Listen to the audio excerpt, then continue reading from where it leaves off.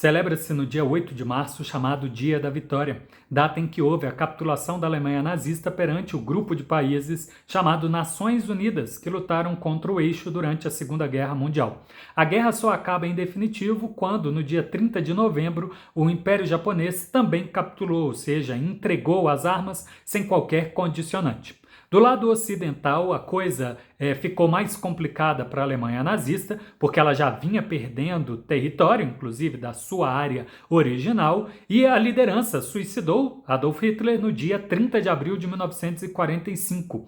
No dia 2 de março, a coisa fica ainda mais complicada quando as tropas soviéticas tomam a capital alemã, Berlim, e aí a liderança tentou capitular, entregar as armas exclusivamente perante a liderança dos Estados Unidos, perante o general Dwight Eisenhower, em Paris, no dia 7 de março. Porém, por pressão britânica, francesa e soviética, houve um agendamento para a capitulação acontecer perante a liderança das quatro potências. Foi agendado para acontecer na capital Berlim no dia 8 de março. O tratado foi assinado naquela data às 23 horas e 1 minuto. Em território soviético, isso já representava o dia 9 de março. É por isso que, por muito tempo, a União Soviética e hoje a Rússia celebra com uma grande parada militar o Dia da Vitória no dia 9.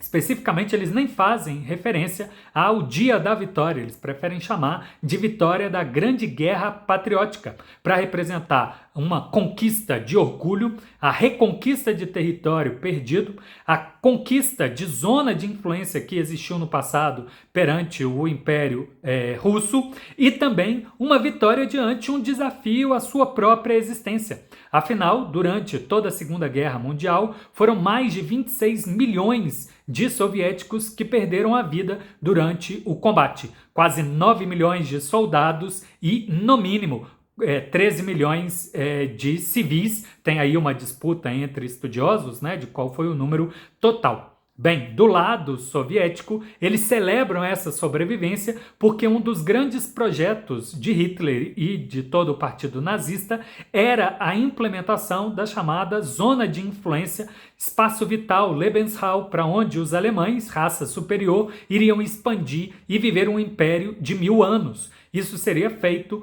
perante território de povos considerados de raça inferiores e de cultura degenerada, já que o Império Russo e a União Soviética e a Rússia hoje têm ou tinham também orgulho de se chamar uma existência política multicultural, multiétnica, multireligiosa, e os alemães queriam uma pureza.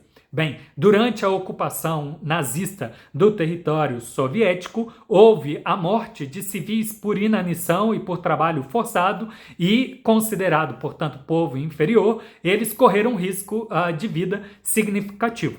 Os soviéticos, como um todo, também celebram porque depois da Segunda Guerra eles obtiveram o retorno do território antes sobre a influência do Império Russo, já que depois da Primeira Guerra Mundial eles haviam concedido via tratado uma cessão de 1/4 da área onde estava a sua população, 1/3 da área em que estava a sua população, sua produção de grãos, tornando a viabilidade e o desenvolvimento daquele povo, desse grupo de povos, um tanto quanto complicada. Eles também têm muito orgulho dessa guerra patriótica porque consideram que foi o fim de um ciclo de 120 anos em que o povo e o território foram invadidos pelo Ocidente por 3 vezes. A primeira vez pelo Napoleão e pela França Revolucionária, no início de 1800, a segunda vez pelo Império Alemão, no início de 1900, e a terceira pelos nazistas, na grande Operação Barbarossa, que durou 5 meses e só nela foram mais de 8 milhões de soldados tentando defender o território.